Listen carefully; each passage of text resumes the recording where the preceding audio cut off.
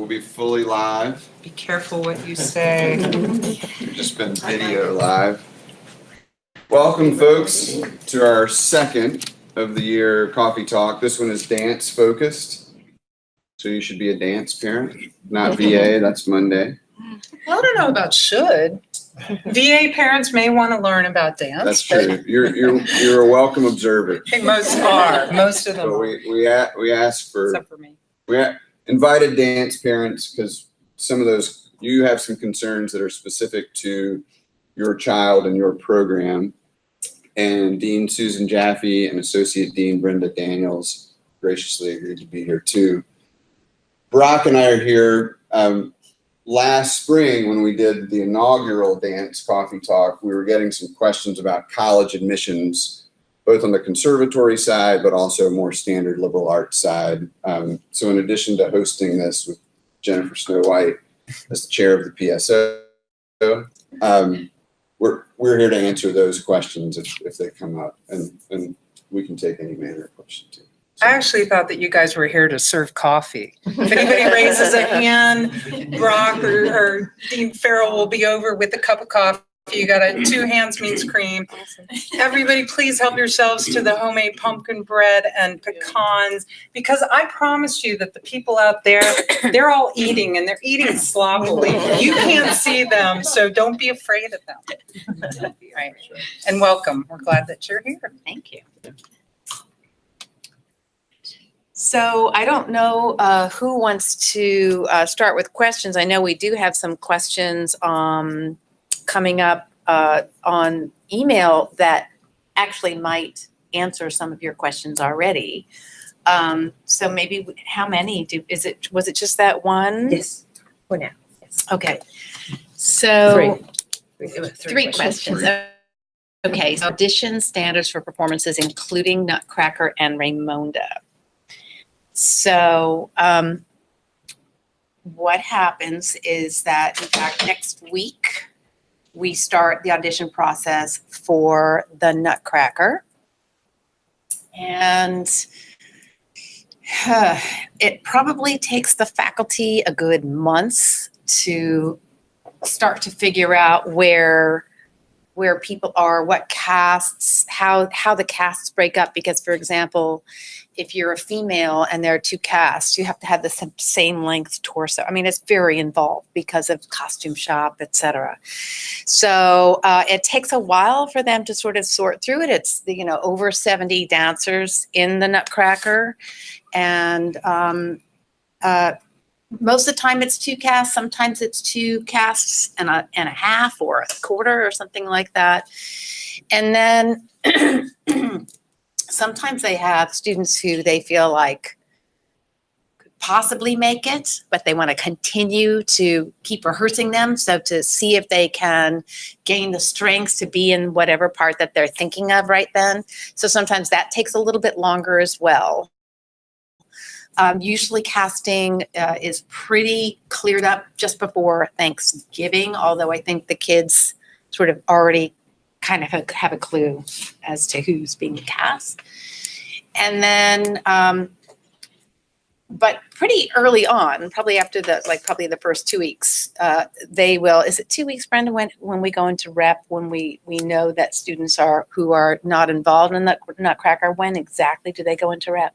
Well, the initial, Susan's right, the initial auditions are next week, and every ballet student is looked at in every level, because there's many roles in Nutcracker for all levels of ability.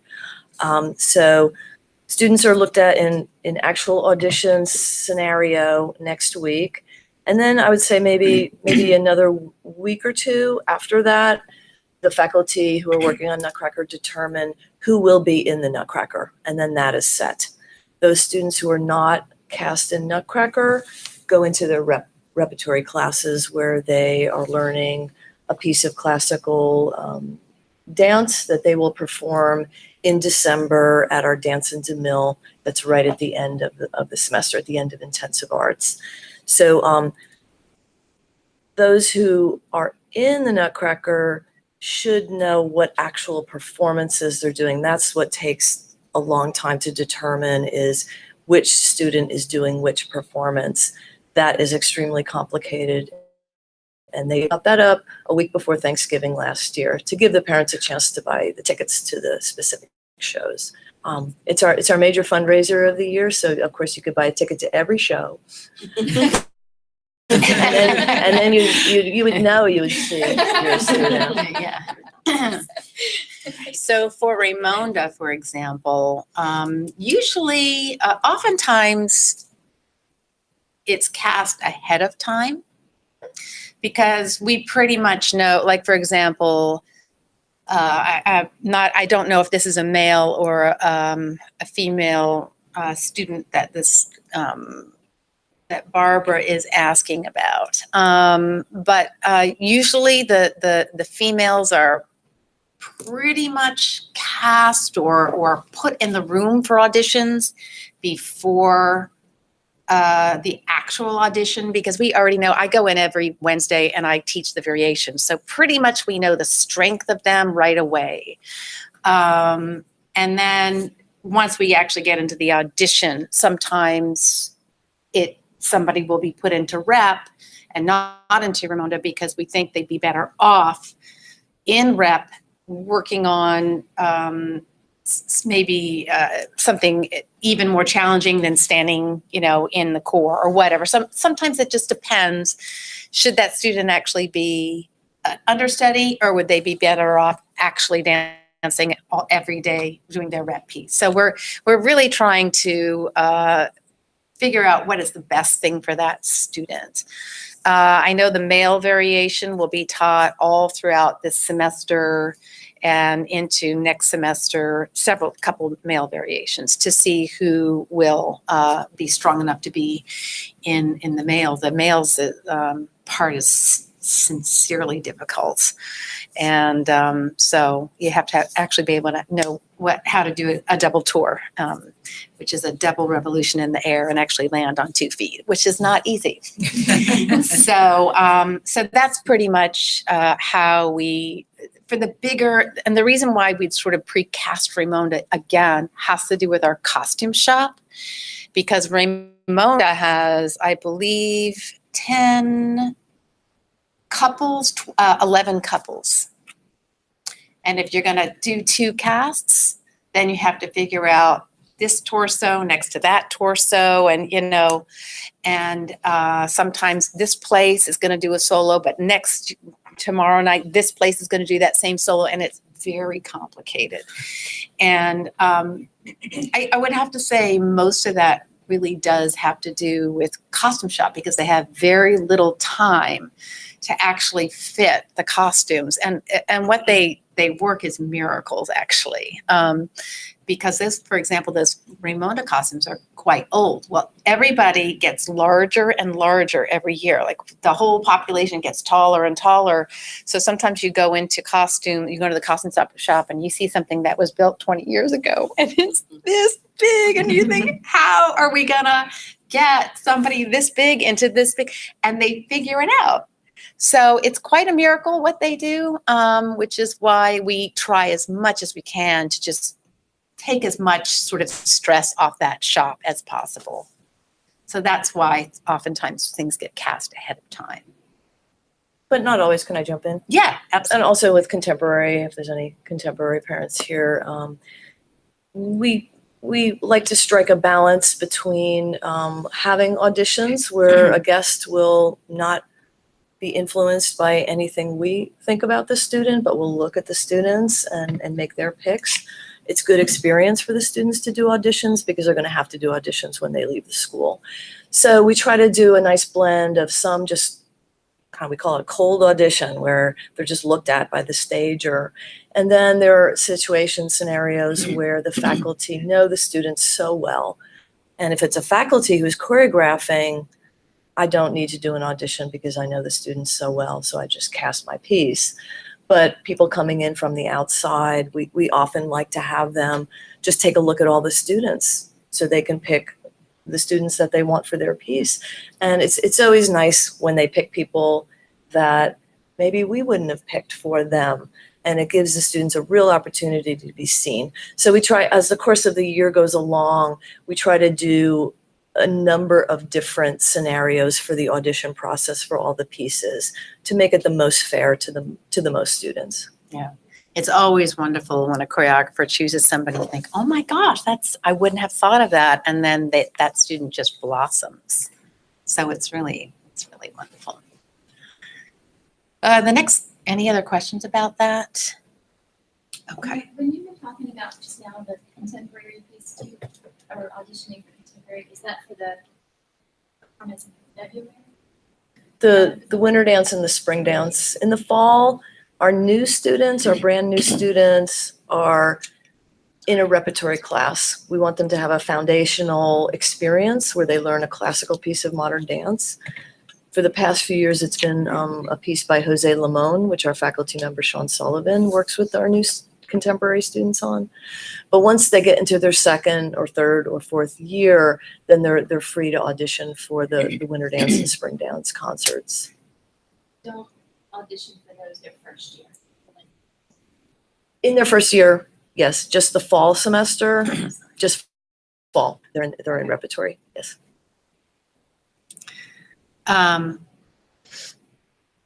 Is it too early? The question is it too early to ask if there's a summer intensive planned? Yes, there is a summer intensive planned. And if so, does my child have to audition? If your child is in our school, they do not have to audition. They just have to let us know quite ahead of time, so that we don't fill that slot, that they want to take part in the summer intensive, and we will keep a spot for them. And yes, it's going to be a beautiful summer intensive. So those were the only questions on this email. But this probably has sparked some other questions from you all. So Would you just tell me a little bit about the dance department this year, a number of students in ballet and contemporary, new faculty, your just thoughts, vision, changes? I knew somebody was going to ask that question. And so Corey had made a little cheat sheet for me about how many students, there's Corey McLean. Very good. And so I just took a photograph of that just before we came.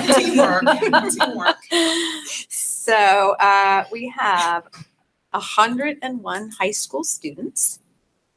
44 of them are out of state. 57 of them are in state. 70 of them are ballet majors and 31 are contemporary majors. So that's for our high school. Would you be interested in undergrad? Yeah, sure. Okay. Undergrad is 131. 90 are out of state. 41 are in state. 49 are ballet majors. And 82 are contemporaries. So we have a total of 232 students, 134 are out of state, and 98 are in state. 119 in total are ballet, and 113 in total are contemporary. And actually, Brenda pointed out just a couple weeks ago that our contemporary division really grew because we've always been a little bit more ballet heavy, because in the high school there's usually more ballet students just because contemporary doesn't start until 10th grade. But we have a lot more contemporary students this year, and do you want to speak to that at And in all? fact, since we ran these numbers, 3 students have switched from ballet to contemporary. So now it's even closer proportion ballet and contemporary. And I just think that it's a testament to the strength of our contemporary program, where we have amazing faculty, performance opportunities, and they're really, for undergraduate, they have a lot of choices, but I think for high school, it's a unique school. There's just not that many high school programs where you can study contemporary dance on this professional level. So our high school numbers have particularly grown in contemporary. 2 questions. Oh, new faculty, do you want to? Oh, yes, new faculty. We have a new faculty, Angelina Sansoni. She was a principal dancer at Kansas City Ballet. And she auditioned for us last spring, and we all thought that she was very talented as a teacher. I also thought she was very talented as a ballet master, somebody who could actually coach professionals. And so she won my heart when I sat her down and I said, "But you could be a ballet master somewhere. And why would you want to come and teach 14-year-olds when you could be working with professionals?" And she said, "I see so many professionals or young professionals with so many holes in their technique. And what I want to do is fix that." And I was like, sign at the dotted line. And so she's a lovely presence. She is beautiful. She's like a tall string bean with these crystal blue eyes. Kids just fell madly in love with her. And I think she's going to be a wonderful addition to the faculty. I also sent her to American Ballet Theater National Training Curriculum to have her trained in levels. Now it's all the way up to level 7 in partnering, but she's now been trained between primary through level 5.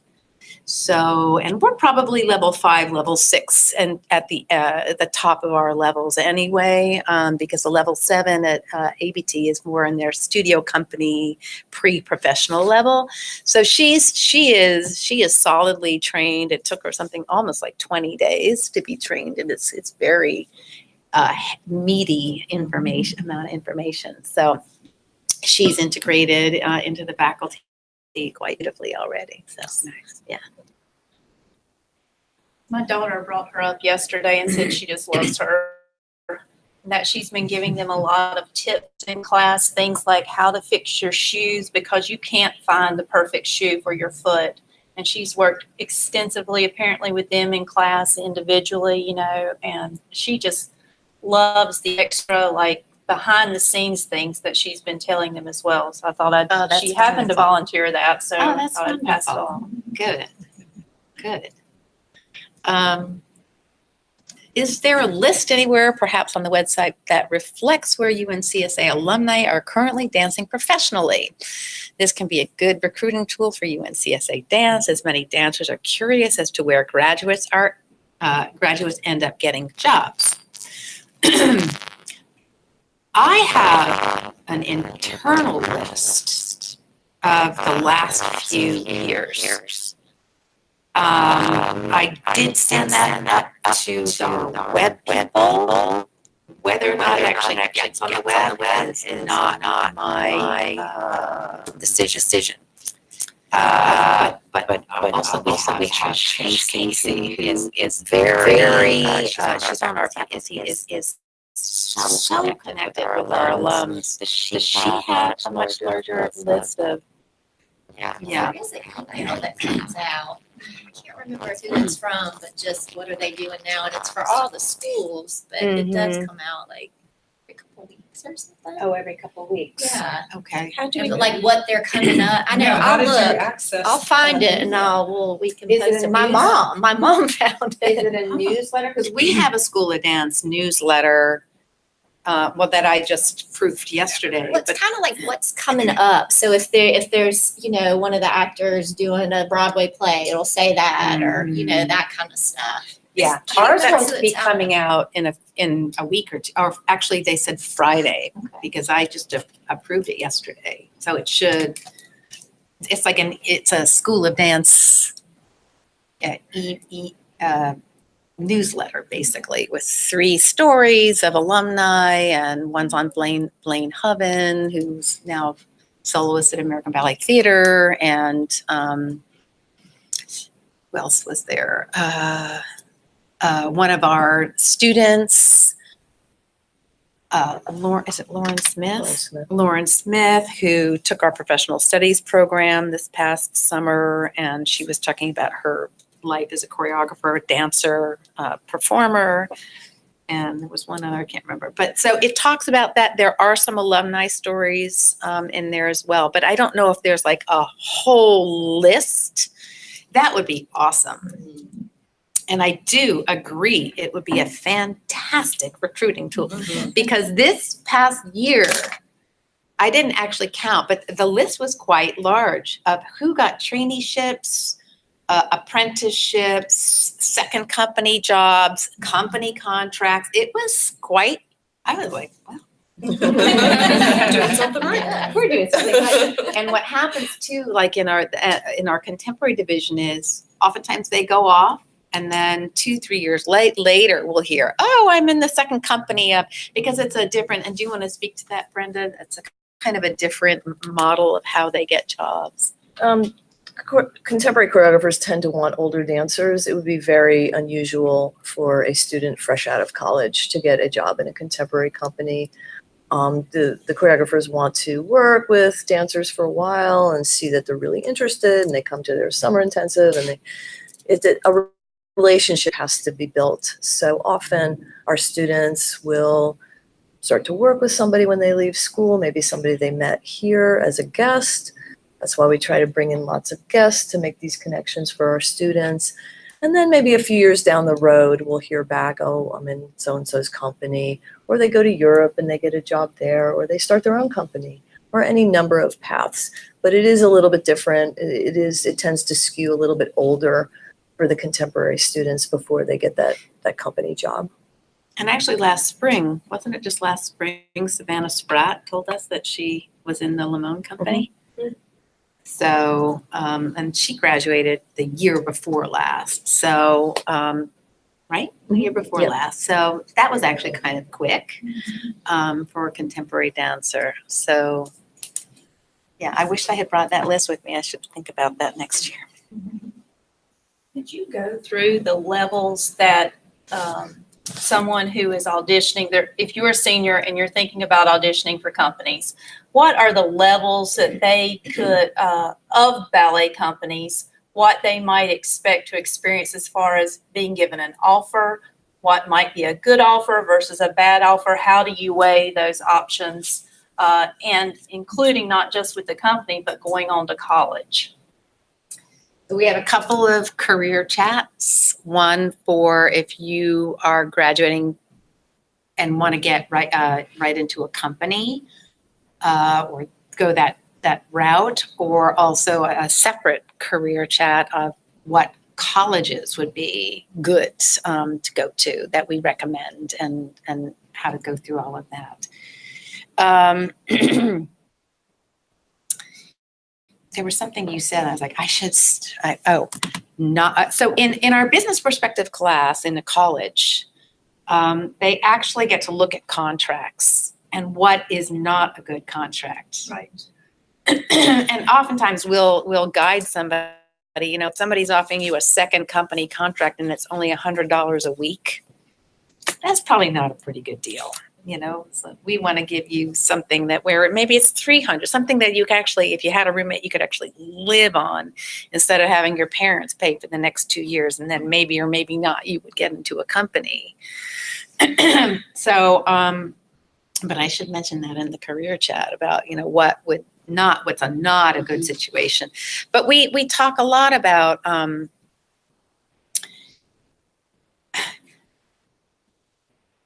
I tell the ballet dancers that unless you are absolutely perfect, I mean the inches for like a big company like American Ballet Theater, don't even try, because they're not, regardless of what the most amazing dancer you are, they're not going to choose you. They have the pick of the world, and it's almost like they don't do this, but it's almost like they put a measuring tape, are you the perfect body? That's like the number one criteria. But and I also say, even if you are perfect, let's just say you have the perfect body. I have personally seen amazing dancers stand in B+ for 20 years. And, I asked them, what would you like to do? Do you want to dance, or do you want to stand in B+ in Swan Lake for 20 years? And most of them want to dance. So there are so many good companies out there now that do all of it, from Swan Lake to the most contemporary, which is now, I think, sort of the standard in classical ballet companies, which is we do Swan Lake, Giselle, all those things. And then we're doing, Yuri Killian and, Matzek and, people like that. So, and that and those companies have fabulous dancers. So it's, so we really, what I ask them to do is look at your body, be realistic, look at the companies you're interested in, look at those dancers. Does your body look like those dancers? Does your dancing look like those dancers? Be realistic, because if you're not realistic, you're gonna have your heart broken. So be realistic, come with a list of 5, companies you're interested in, go to your teacher of record, go to me, go to somebody that you trust and ask about that. And then, we can also say, did you think about this? Or did you think about that? Or maybe that wouldn't be a right company for you. And even yesterday I was telling a student, I that's a great company, but I heard that director is not nice. So, words on the street, so you can sort of guide, who wants to work for somebody who's mean, so, right? So we do try to, as much as we can, to sort of guide them in the right direction.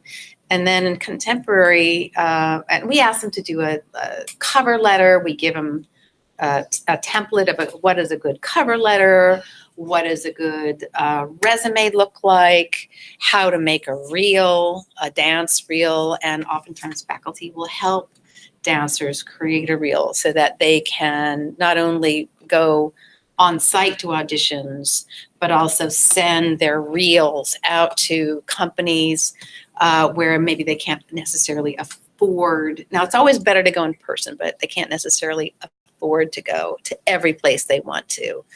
And oftentimes people will get a response back, please come and auditioning, we have a company class next week or next month or something. So, and then in the contemporary, I always ask them to please ask Miss Brenda Daniels or Kira Blazik, because, that is a really different route. And I'm going to let Brenda speak to that. It would be very unusual for a high school graduate to audition for a contemporary company. You're expected to go to college as a contemporary student. In my 25 years here at this school, I can only remember 2 examples where students have gotten a job straight out of high school in contemporary. It's just very rare. But they get, like I said earlier, it skews older. They're considered very young, even as a new college graduate, to get a job in a company. A little different in ballet, although, many of our college ballet students have gotten jobs after 4 years of college here. So that is also changing a little bit in the dance world. That never happened. By the time you were out of college, you were old and not hireable. But now, so many of them get a college degree and then get a job. In fact, just Erin Burt from she just graduated college and she just is now in Sarasota Ballet too. So, I always tell high school students, let's just say you decide you want to go right to a company. Do 1 college course a year so that by the time you are finished with your career or any career, you've got your BFA and or your undergrad, because waking up at 40 years old and going off the stage and suddenly having to go back to school is not fun, and this way also, they've got more tools in their toolbox for their artistry as well. So many companies now have associations with local colleges or online programs, and they really encourage their dancers to do that, to piece by piece get their degree. There are also colleges that have programs that are associated with companies where a student can both get their degree and dance part-time with a regional company. University of Utah has association with Ballet West, and there are Oklahoma with Oklahoma City Ballet. So there are colleges that mesh with companies and companies that mesh with colleges. So it's like that line is getting a little more blurry, which is good. Yeah, it sounds like you're actually concerned with the whole human being, which is nice, Yeah, like the rest of their lives. So yeah, yeah. No, we want them to be fully realized human beings. Do you recommend that they go like to that symposium you were just at in Boca Raton to see the different conservatories that, I mean, is that a good place to go to see a bunch at a time or what?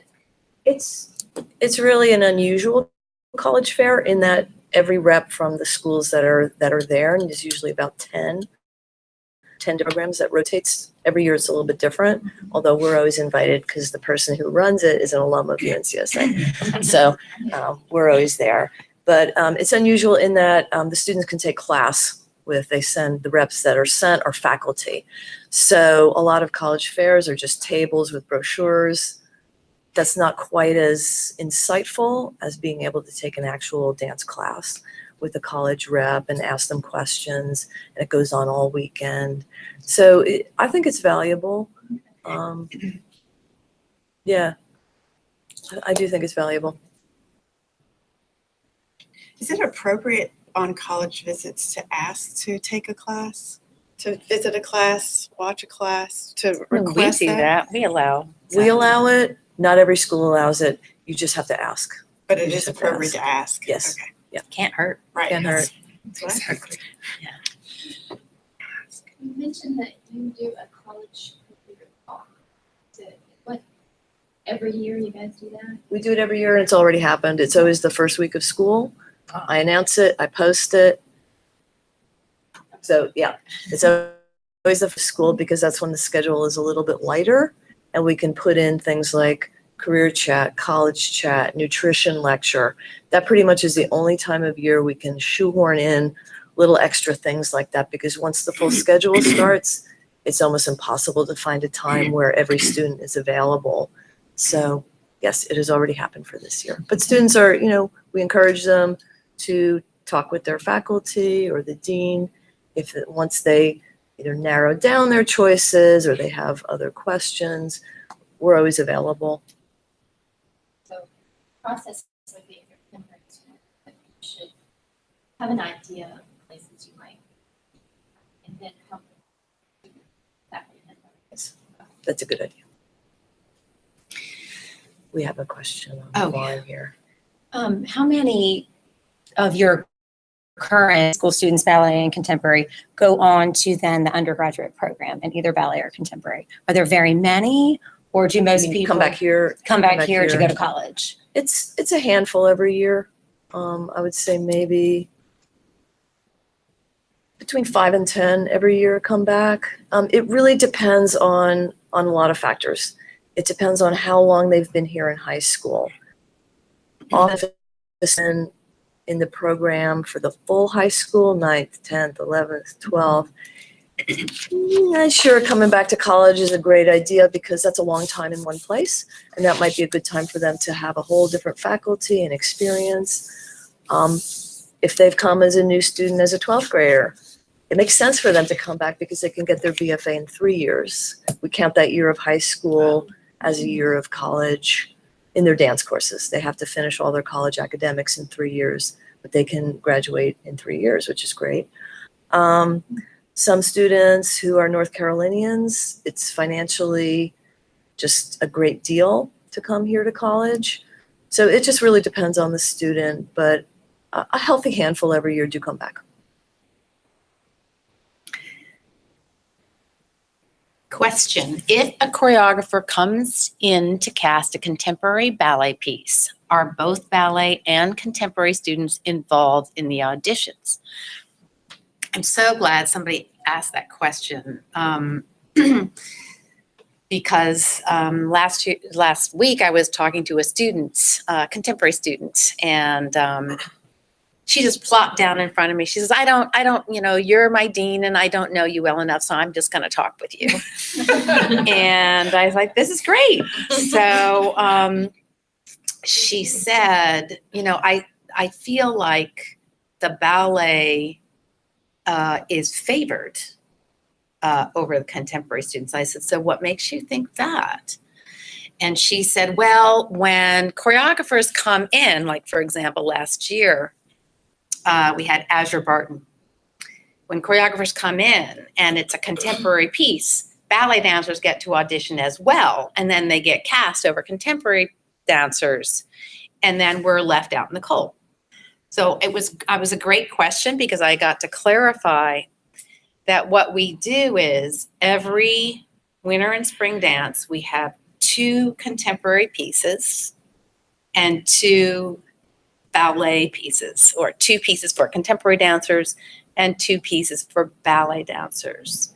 So in that particular performance she was talking about, we actually had 3 contemporary pieces and 1 ballet piece, which was why the ballet dancers got to audition for a choreographer that actually asked for both ballet and contemporary people to be in that audition.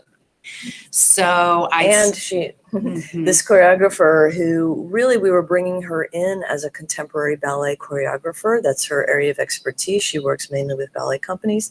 She ended up casting 90% of her dancers were contemporary majors and just a very few ballet students, because what she was looking for that piece, our contemporary students were able to do that better.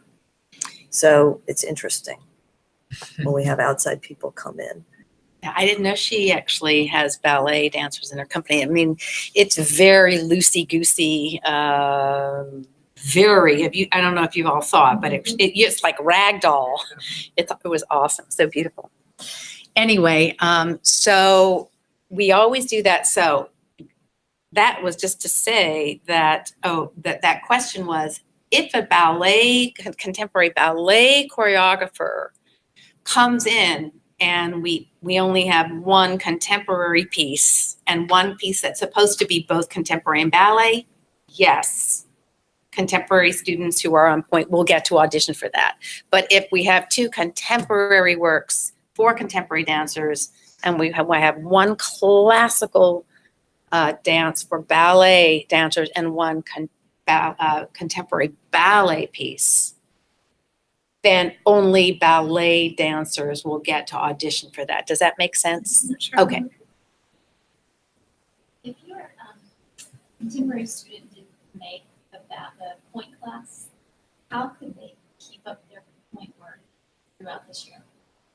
In order to maybe, because I know you had quite a few students who switched from the ballet program to, so, yeah, and then college students as well. So Yeah. how can they keep up their point work? That's a really good question. I mean, I think for us, it's bandwidth. I mean, we have a point class given to the contemporary students who we feel are strong enough to do that point class. We don't actually have a beginner point or another opportunity to put on the schedule for people who are maybe not necessarily strong enough to be in that point class. So for us, it's bandwidth, not being able to have the opportunity or place in the schedule to have that. So it would really be up to, I guess, them to put on their point shoes and do some exercises. I mean, you can always sort of, I really can't speak to that. I don't know how to answer that question. Maybe Brenda does. It's really not necessary for someone who's studying to be a contemporary dancer to do point. So the fact that we offer the class at all is kind of like a little extra. It's a little bonus. But it's not a requirement for students who want to be a contemporary dancer. No contemporary choreographer is going to ask them to get on point.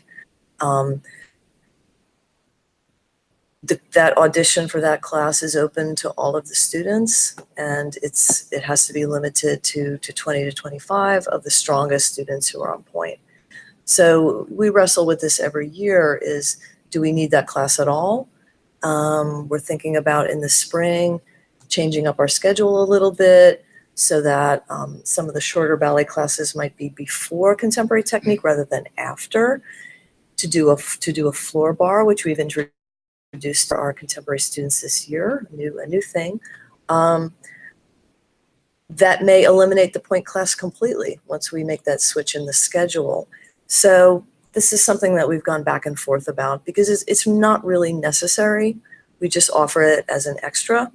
And if the student really, really wants to do point more than what we are able to offer, they're either going to have to do it on their own, or when they're looking for another program as they leave here in college, that they would look for a program that does offer those classes to them. Thank you. But so if you have a contemporary ballet choreographer come, just those in that point class though, audition piece. I've never even actually seen our contemporary students who take that point class have the ability to audition for a piece that's designated as a ballet piece. Well, Susan, years ago, 4 years ago, Susan McCullough, who was a previous dean and then went on faculty, she did a piece. It was a Yuri Killian piece that was, I think it was a Yuri Killian. No, it was her own piece that she had on point. She had both ballet and contemporary dancers on point. But that was an anomaly. And we did a piece last year called Kingdom that had point and non-point roles, and everybody got to audition for everything in that piece, not just the students who were in the point class, but other students who were auditioning. If they felt that they wanted to audition on point, they could. So it just depends on the piece. So that next question was, I believe it was, the previous question? So it says, I know fall dance is for contemporary only. Are there an even number of contemporary and ballet pieces in both winter and spring dance concerts? Or are they primarily concerts for ballet? So I believe I Two and answered two. that question. Even, totally. it's even. Steven. Even Steven. Even Steven Center. Okay. Has the dance department considered hiring a faculty member that specializes in Gaga? I noticed SUNY and Juilliard have Gaga faculty, and this would add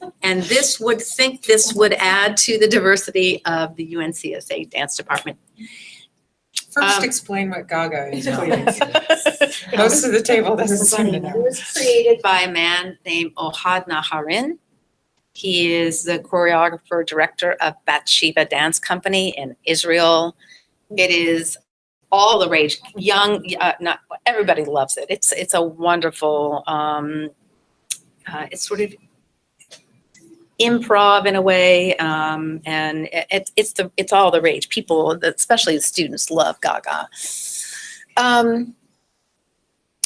It's very complex, but in their contemporary, I'm going to let Brenda also speak about this. But in our contemporary department, we already have actually quite a very wide range of classical and modern into counter technique into release technique, which can already be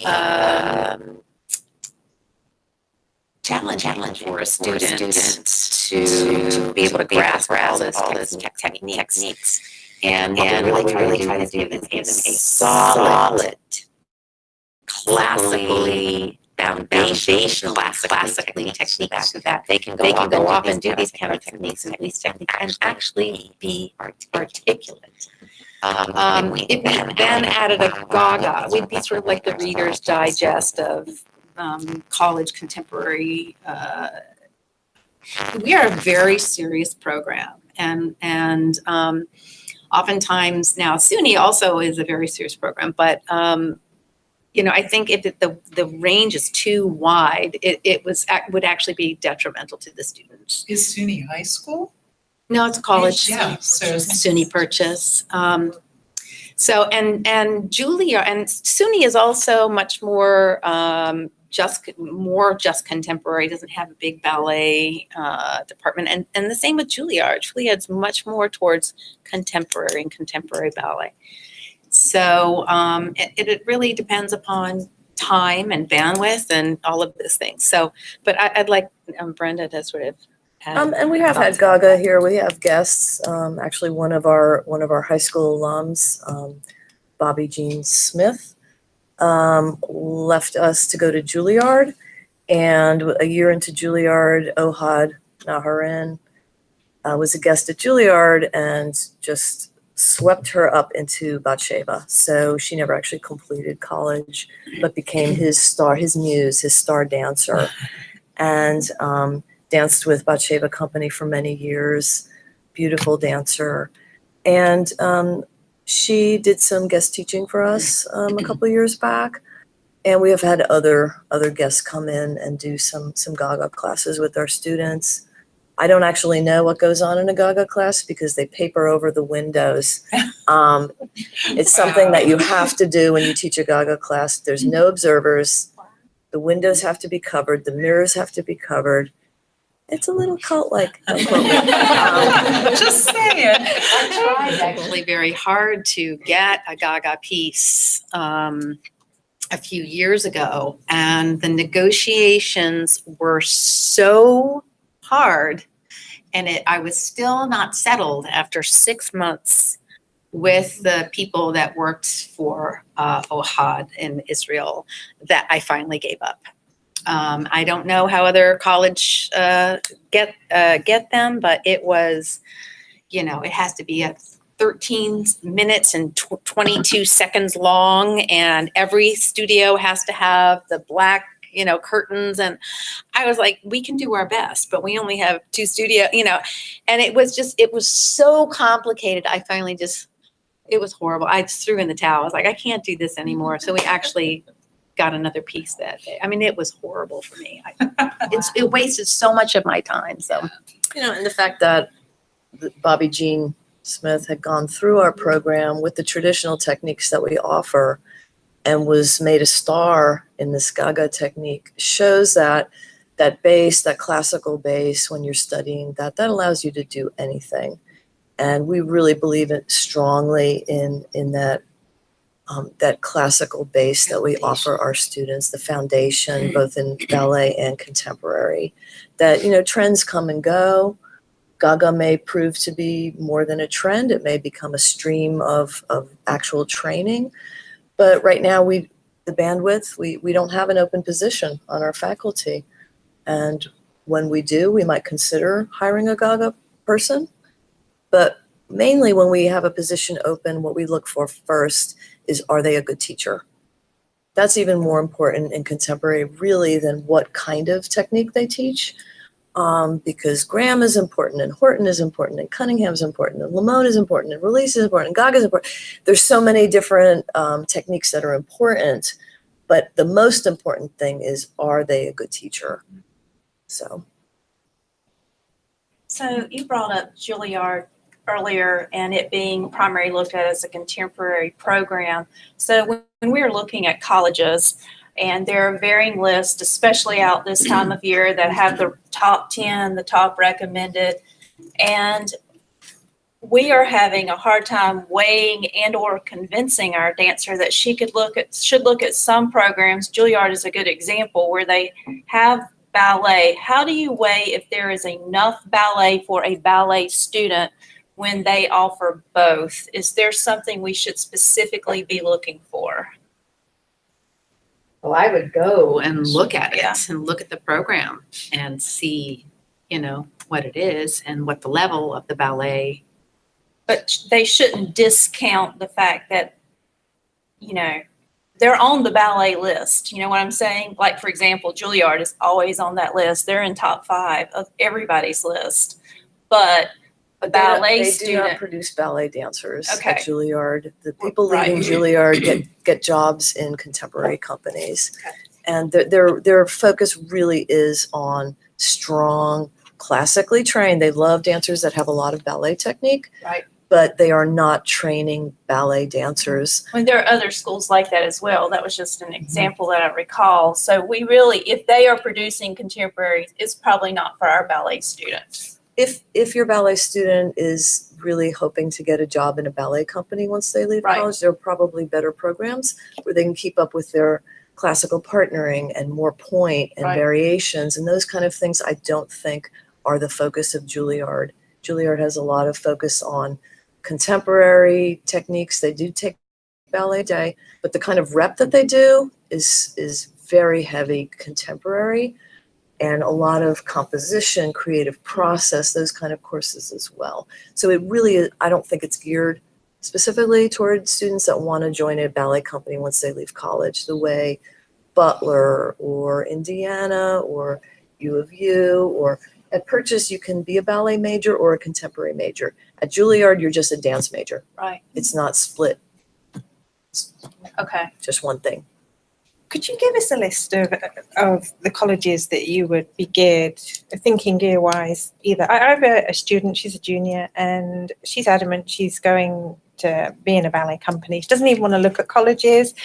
And my husband and I are really, really struggling to even get her to acknowledge that college is kind of a really good thing to be doing. And and I'd appreciate, a list that says, you can do both. You can still look at these colleges to even get her on that page and be going down that route. I mean, that's what we do at the college chat. I appreciate that, but I feel like We can talk about that in the career chat. Yeah. I feel like it needs to be from all angles. While you're saying it here, I feel like we need to be on the same page at home, and it would help just to have that information because, she looks at my husband and I like we don't know what we're talking about. And For parents. yeah, I appreciate that. And it's just, it would be helpful because I just don't even know where to begin the gentle push in that direction. Well, I mean, as we said before, so many dancers are getting jobs right out of college. Ballet dancers. Okay. And, to have that behind you is so important. And, what's another 4 years of training while you're getting a degree? I mean, if you're going to get a job, why would you get a degree first? But there is kind of a short list of colleges that focus more on ballet. It's a shorter list than colleges that have contemporary programs.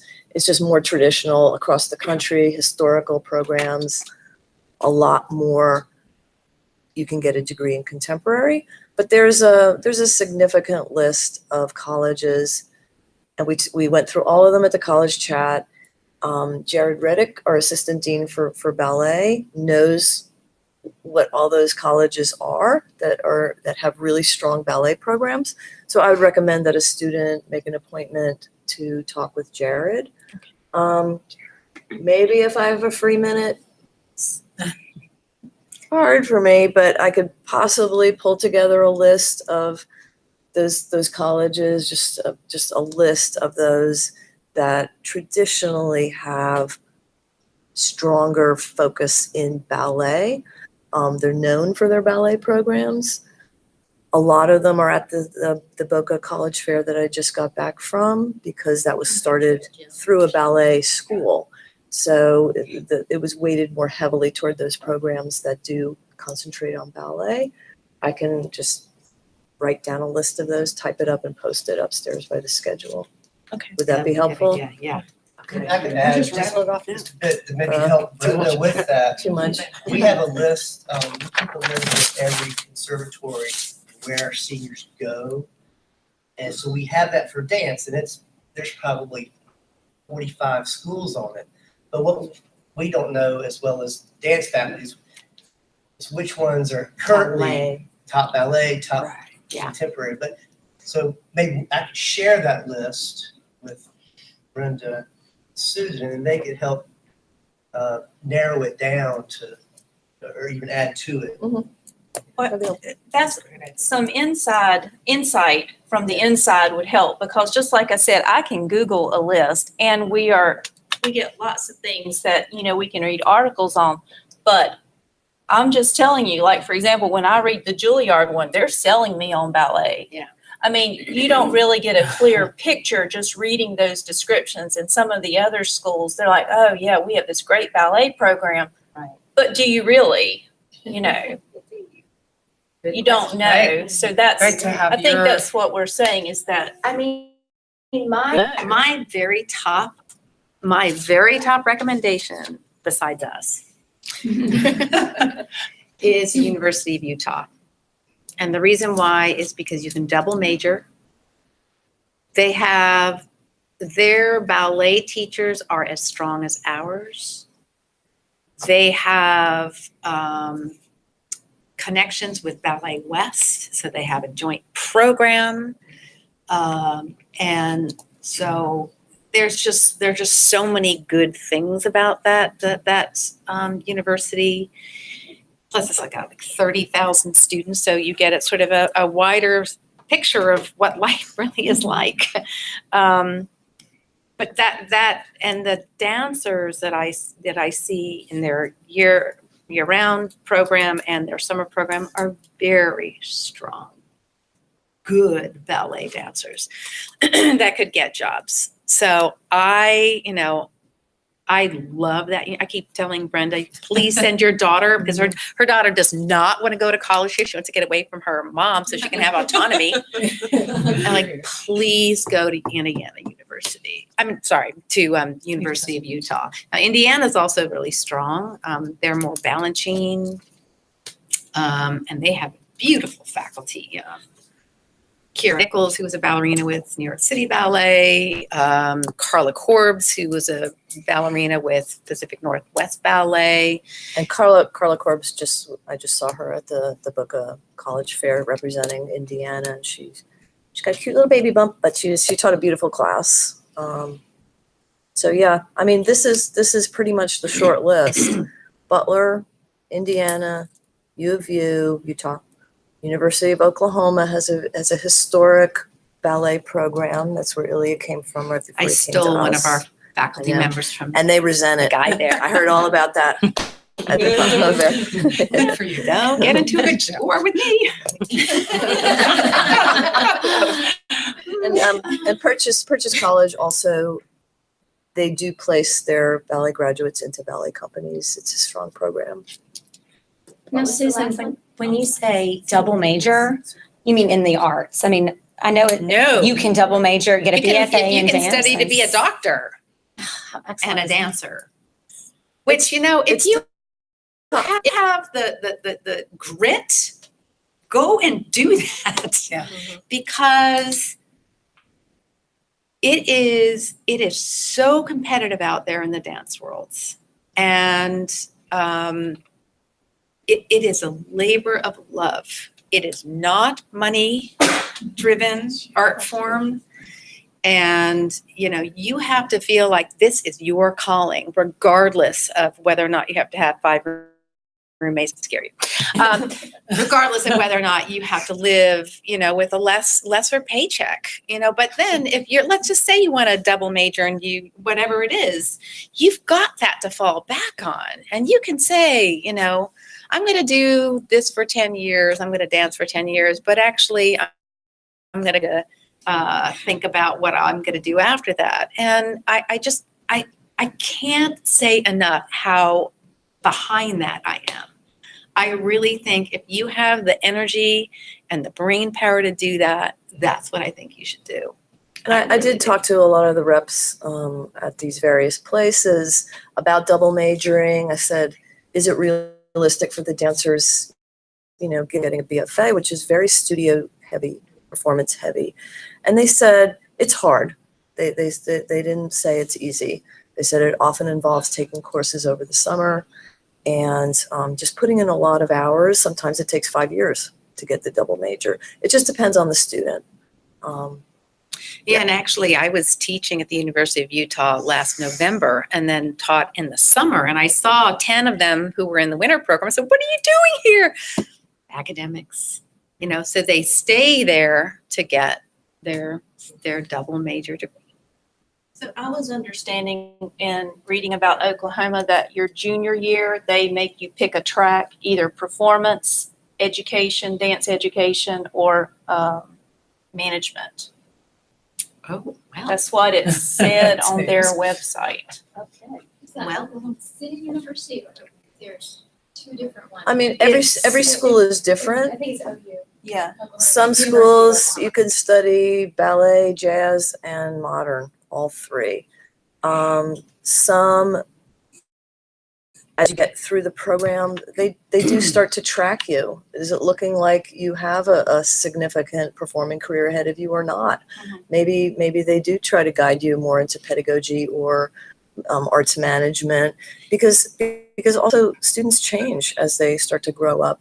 Are they still interested Right. in that dream that they had when they were 3? Or what And- if and you they had an change, injury so, or something. yeah. Right.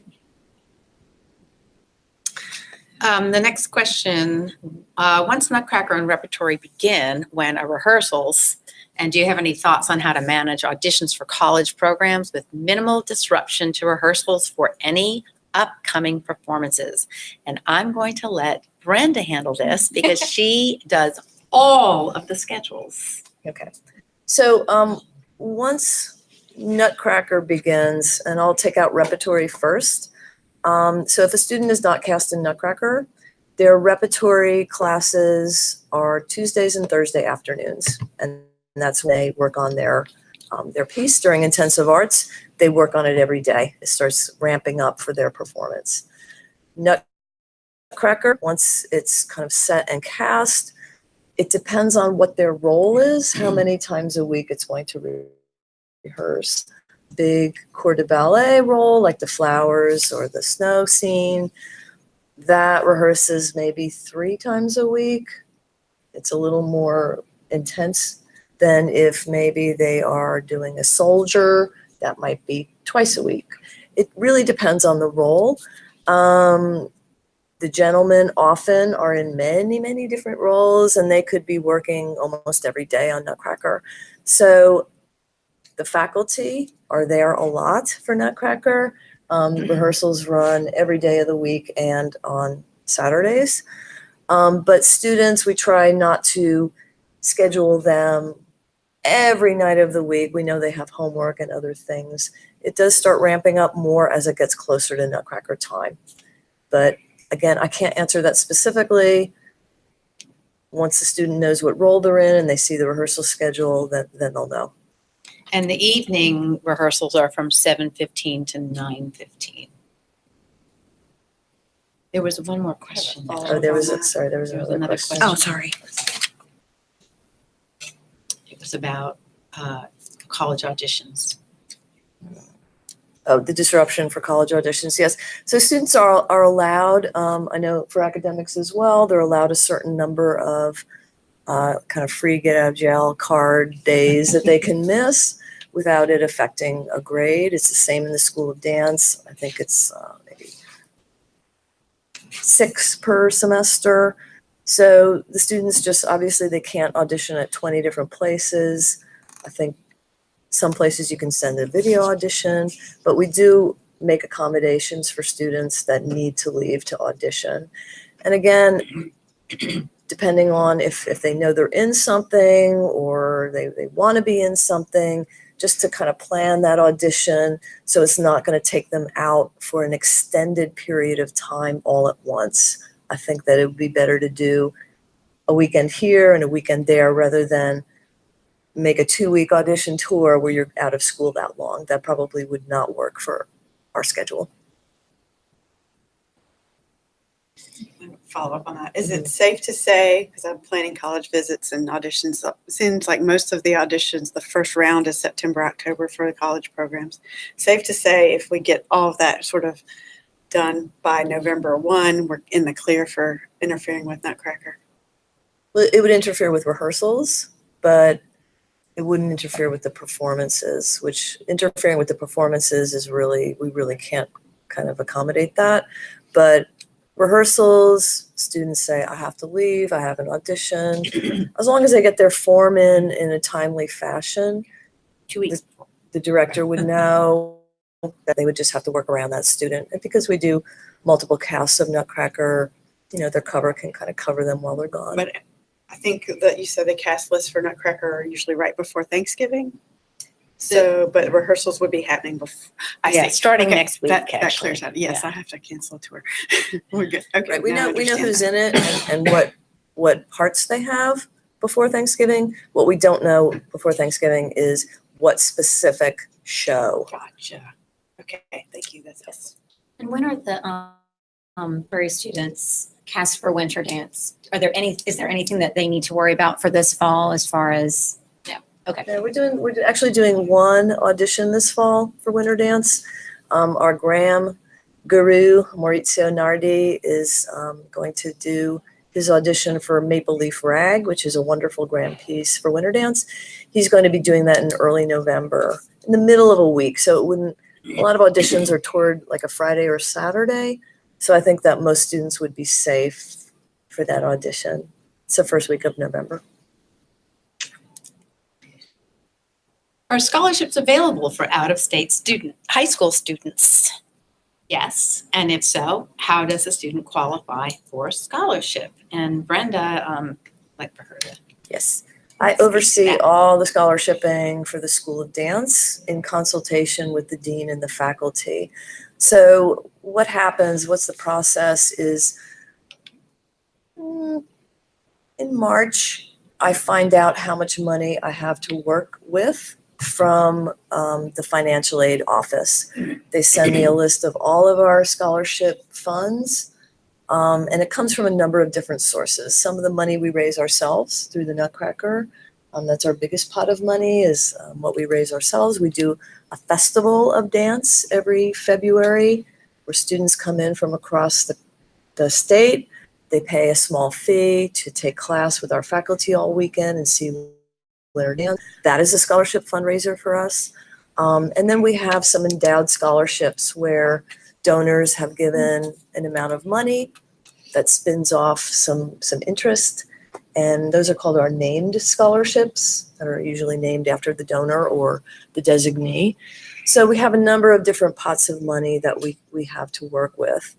I do an initial Rubik's Cube of what students need help and what the scholarship is specifically for. Often the named scholarships have to go to a ballet student. It's designated, or it goes to a contemporary student, or it goes to somebody whose parents have worked at a specific, some of them can get so granular with the kind of student that they want to focus on.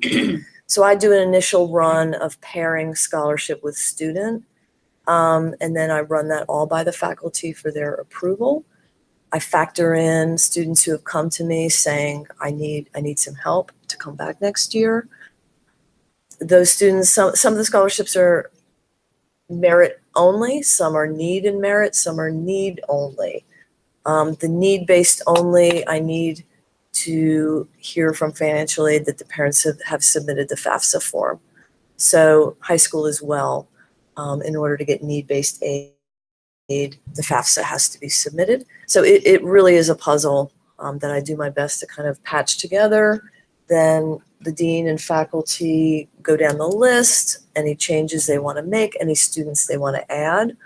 But I am very porous. This is faculty mentioning a student that they would like specifically to be helped. Parents let me know we need some extra help. Is there any merit scholarship available? Students coming to me. And then we have to balance all that out against new students that we're trying to recruit. The gentlemen, especially.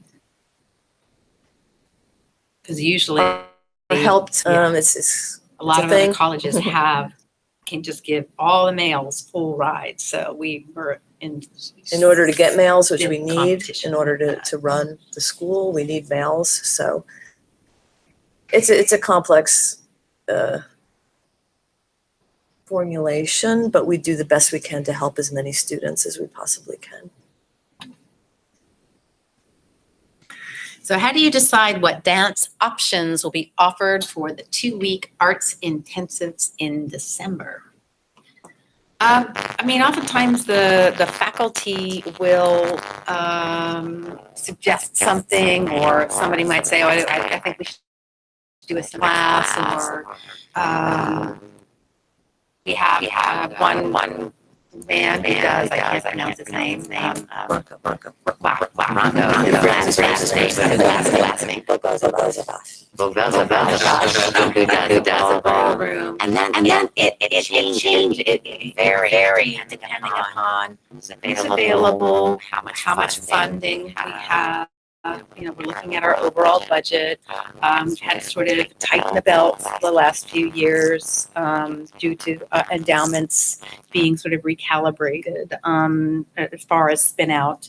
And so it really just, it's really not just done by one person and all of that. So we try to make everybody sort of involved in how that goes. And then also how much funding do we have? We're open to student suggestions. We've taken student suggestions in the past for guests that they would like to see, or types of special classes they would like to see during intensive arts. So it's people approach us, we approach people, faculty suggestions, student suggestions. We try to keep some things the same from year to year when somebody's really successful, like our Ronco, who does his ballroom magic every year. And then we also change it up every year. And this year we have some Twyla Tharp people coming who are fantastic guests. We've had them before in other capacities, never during intensive arts.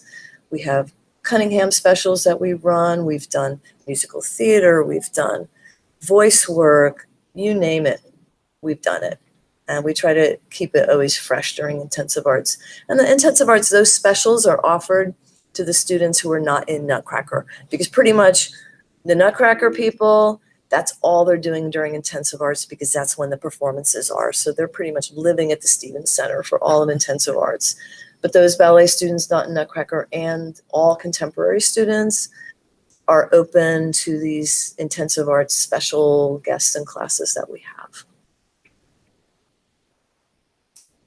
So what are the visions and goals of the UNCSA Dance Department for the next 5 years? We don't have any.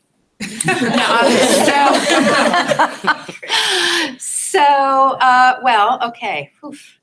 That's a big question. We just implemented a choreographic institute a year ago in the summer. And that has brought enormous amount of awareness to the school for the summer intensives. This past year we had, and it was really for up and coming choreographers, giving them an opportunity, and they get 5 weeks on campus. They get a housing stipend, they get they get a stipend, $300 a week stipend, they get free housing, food, and they get to cast their dancers and work for 5 weeks with a performance at the end of the 5-week summer intensive. They also get mentored by Helen Pickett. They get classes on music, like, for example, taking a piece of Bach and stretching it out and making it unrecognizable, so it becomes more contemporary. So part of that also includes we did this not this past year, but the year before, is bringing 8 studio company members from around the country. We had 4 ABT studio company and 4 Houston Ballet work together with 2 mid-career choreographers. And so that choreographer, and it's really to bring up contemporary ballet, because there are not that many contemporary opportunities for contemporary and ballet to work to get, like, bringing a new expression of contemporary ballet. So it's really about focusing on that. And that's also chosen through video submission. The choreographers are chosen through video submission for that as well as for the development residency. And so I'm trying to fundraise. I want to create $1 million endowment because part of that Choreographic Institute pays for itself, but part of it doesn't. And I also want to increase it to bring projection and motion capture and things like that, like all these things that a choreographer would want as far as their production value, and to just give them this just intense education while they're here for 5 weeks. So I'm working on that this year. I'm scheming with Julianne to create a gala to fundraise for that. So that's kind of a big thing. The other thing is the community school, which has been talked about for a long time. The preparatory school on our campus in the dance department has about 100 students right now, 88 children, and then some adults, and then some babies. And so we just hired a new preparatory director. Her name is Susan Brooker. She is an ABT examiner. She is fully trained in American Ballet Theatre curriculum and Cicchetti, and is probably one of the best teachers I've ever seen, like ever. And when I found out she was available and wanted the job, I couldn't talk for the rest of the day.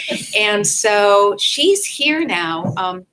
I've been, Matthew and Alana, who were the directors before, did a fantastic job in raising awareness and in bringing more students to the school. And so she inherited a great school. Now that was 4 years ago. Before 4 years ago, it was a free school, and it just wasn't able to sustain itself as far as that previous director was fundraising for her salary, and it was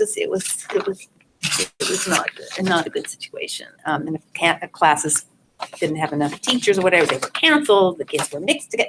It was a mess. So we made it tuition-based, and it's doing really super well.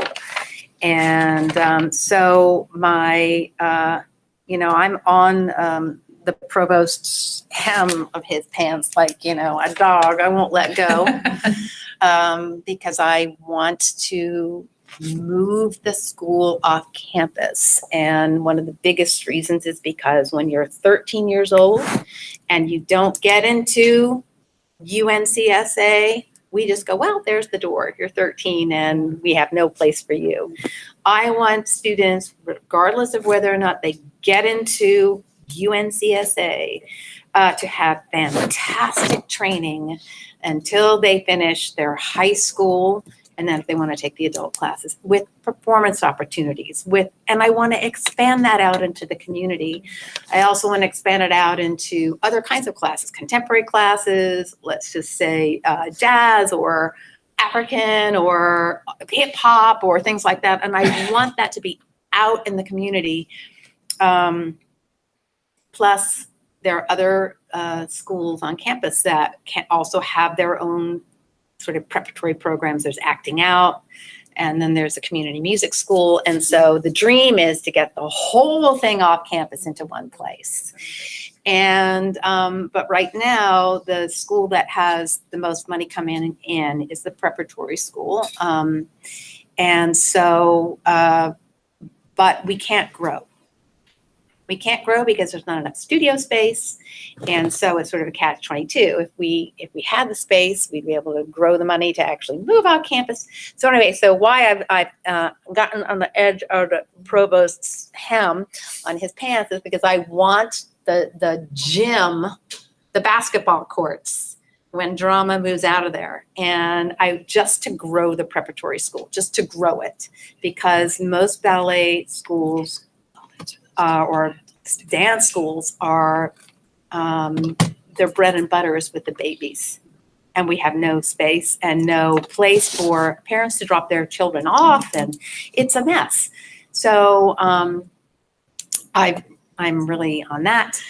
And then also we have curricular changes going, which have been through a series of several years of exit interviews, students talking about what their needs are of today. We're really trying to keep the needs of what students need today in mind, creating a curriculum. And so those changes we're increasing our business perspectives class. We go into a whole year of business so that they have just more opportunity to, or just more behind them. And giving the repertory classes who are not on the main, let's say doing the Nutcracker or winter and spring dance, but having that increase in hours of rehearsal so that they have just a deeper, stronger experience, and just little small changes that actually are make it a better school for our students. What are the other curricular changes? The curriculum changes mostly affect college students. Yes, of And course. I'm just going to have to go teach. I'm already late for my class. So there were 2 questions that came in that I will briefly answer, and then I'm gonna shuffle off to Buffalo. One question was if contemporary students have a repertory showing that's coming up. The contemporary students who are not first years will be involved in the fall dance concert, which is the 25th through the 29th of September.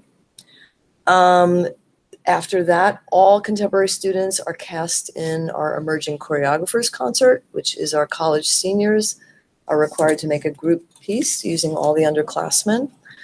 And that is going to be at the Haynes Brand Theater this year. So that's going to be off campus. It's going to be very exciting. That concert, open to the public, of course, is the 13th through the 17th of November. And then if a student is a first year is in that foundational repertory class that's going on all fall, and in addition, they may be in another piece that's created during intensive arts. Those shows, which are open to the public, no tickets. We don't do tickets at our Dance in DeMille, but that will be on the last day of intensive arts on December 14th at 12:30 and 2:30. The next question I will answer briefly is if we host any colleges to do their auditions here on campus. We're working on getting London Contemporary, which has a wonderful college program. Some students are very interested to study in Europe. And of course, that can be prohibitively expensive to even go audition. So we're working on that to bring in an audition for London this year. We have had Cornish College from Seattle come, but the attendance was so poor at the audition that they stopped coming. There's nothing I can really do to control that. We can continue to ask other college programs to put us on their tour. Many schools, colleges only audition on their own campus, or they do New York, Chicago, LA. And it would be unusual for them to come to a high school, but not out of the question. And we've gotten more contemporary summer programs to come audition here because we have so many ballet programs that audition here for their summer school that we've added to that. We now have a good, healthy handful of contemporary programs auditioning here, but we can reach out to some of those more competitive colleges just to see if they would add us to their tour or consider coming just here to do an audition. Yeah, especially the ones that you're so enthused about. I mean, it's a win-win. It is a win-win. I've got to go. Go teach. I'm gonna go teach. I'll ask Susan, isn't this the year where all of the arts departments come together for performance? It's the mass. Yes. Yes, okay. Yeah, Bernstein's Math. I mean, we don't call that an all-school thing anymore because what used to happen was that it would be on top of what our programs were, and it was everybody was overstressed. So we focus on a school. And so this year, Bernstein's Mass has music, drama, and dance students in it. And that is the 28th and 29th, I believe, of September.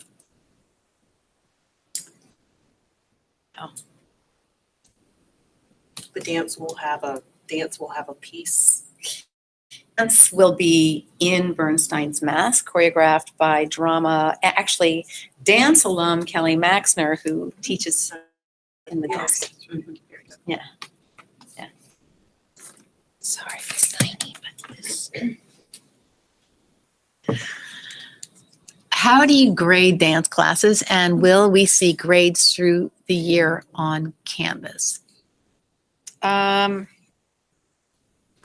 We grade dance classes. This is so interesting because, okay. When I first got here, a very, very good dancer who didn't have feet that were long enough got a bad grade. And then she wanted to go to Princeton and couldn't because her grade point average went down. Oh, jeez. So I stopped that. And I said, grading is based off of, are you a good student? Are you present? Are you working? Are you improving? Are you working to the best of your ability? And are you putting your energy into it? Then you're going to get a really good grade, regardless of what inches your feet are. We also, we have a new attendance policy, which is, and we really had to implement this because particularly is weird, college contemporary students were skipping a lot of classes before. So we put in a pretty stringent attendance policy, which is if you miss more than 5 classes, your grade starts to go down with every subsequent class that you miss. So, and we've decided this year they're going to get a warning letter, and after that, we just figure they're adults. So, but it's a little bit less. It's a little bit different in high school because parents are informed. We're much more hands-on with that with parents. You get with high school parents, you get a report in the middle of the year, right? Every year, twice a year actually, you get what's it called? Semester. Yeah, progress report in the middle of the semester, and then at the end of the school year. That is not a grade, but what you will get, you do get graded at the end of the fall semester, right? And then you get graded at the end of, but I don't know if that's in Canvas, Corey. I don't work with Canvas. I don't think it was. Yeah. It's generally, you give a, It's in Easy Arts, so it's. And you would see that with all of your academic grades too. Yeah.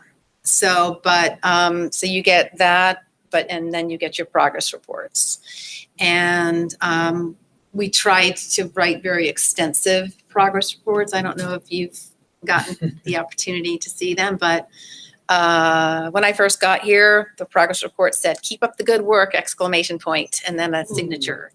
Now it's very comprehensive. We try so that the student really knows what they need to work on, and also the parent knows what the student needs to work on. And so we try. And if it's not clear, please don't hesitate to reach out. Yeah. Along those same lines, do you, are conferences part of the plan, or is it more as needed? It is part of the plan. So the teacher of record does meet with the student after the progress reports, and also after juries. So, and our juries, and I told the students, stop being freaked out about juries, for God's sakes. Juries are so that the whole faculty can see each student and to be able to give that teacher of record maybe different insights.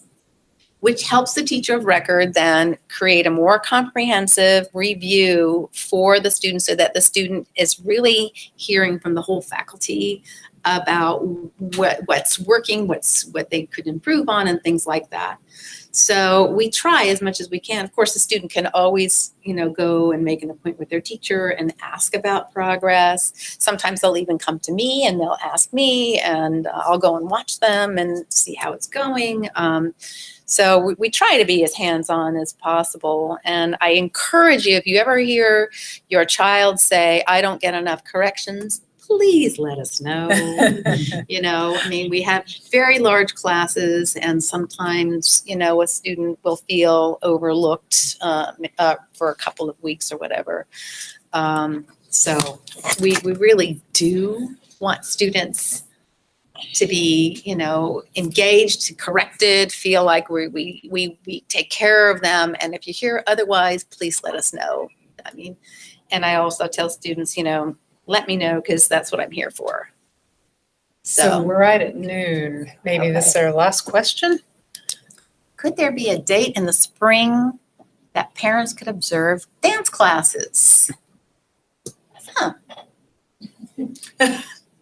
I don't see why not. I don't see why not. So that's a good idea. Is that still a part of Parents Weekend? Yeah, can't we That's observe fall. during Parents Weekend? That's Yeah, fall. I know it's Fall. rehearsals. Yeah. It's more rehearsals, right? We don't really have, the class isn't, it's usually mixed of all the students in one class. So it's not like the different levels. But yeah, I don't see any reason why we couldn't do that. We get invited at fall break. We observed a contemporary class and we observed a ballet class, and the teachers invited through the students, the parents during Parents Weekend in the fall. Oh, so you got to, but weren't they all mixed together, all the levels? It was a class. We went That's to a class. But that's fall, that specific ask was for Was for spring. spring. Yeah, but And I they may think not that's- know that you can do that in the fall. Yeah. I think in the spring, I don't see any reason why we couldn't do that. That'd be awesome. Yeah. Yeah. See how they grow. Yeah. Yeah. Yeah. Which brings us to why the coffee talk is such a great thing, because you get to ask these questions. Exactly. And there are deans who Exactly. maybe haven't thought about that. So Yeah, thank I never you. thought about that in the spring. So. Thank you so much. You're welcome. You're very welcome. We appreciate it.